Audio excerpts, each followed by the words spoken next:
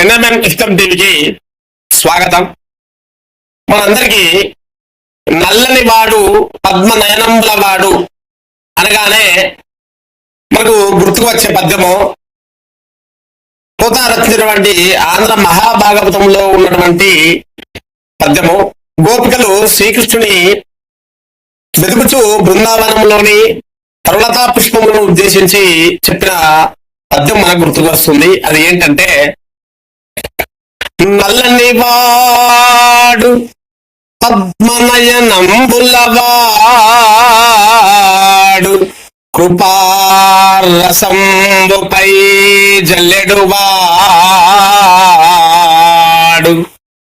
మౌలి పరిసర్పిత పింఛమువాడు నవ్వురాజిల్లెడు మోమువాడొకడు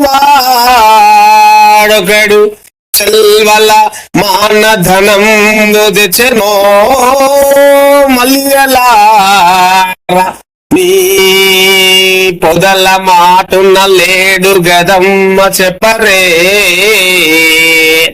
అనేటువంటి పద్యము మనందరికీ తెలుసు.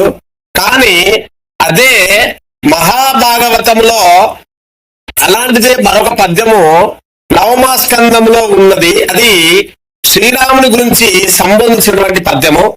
దాన్ని కూడా ఒకసారి చూద్దాం ఎలా ఉందో.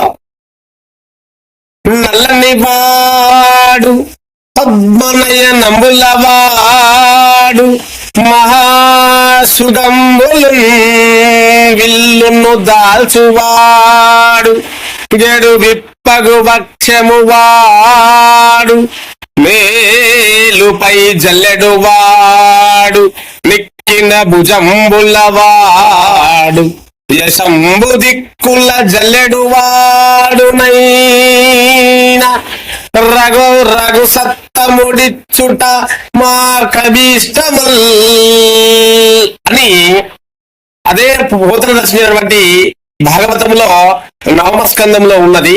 ఈ పోతనను అనుసరిస్తూ పోతన చెప్పిన రకంగానే మరొక పద్యము మన కరుణశ్రీ గారు తన ఉదయశ్రీలో సతీ సావిత్రి ఖండికలో ఇలాంటిది ఒక పద్యం రాయడం జరిగింది. అది ఏంటంటే, నల్లని వాడు రక్తనయనములవాడు భయంకర స్వరూపులొసనమువాడు గదను జీవధనంబు తెచెనో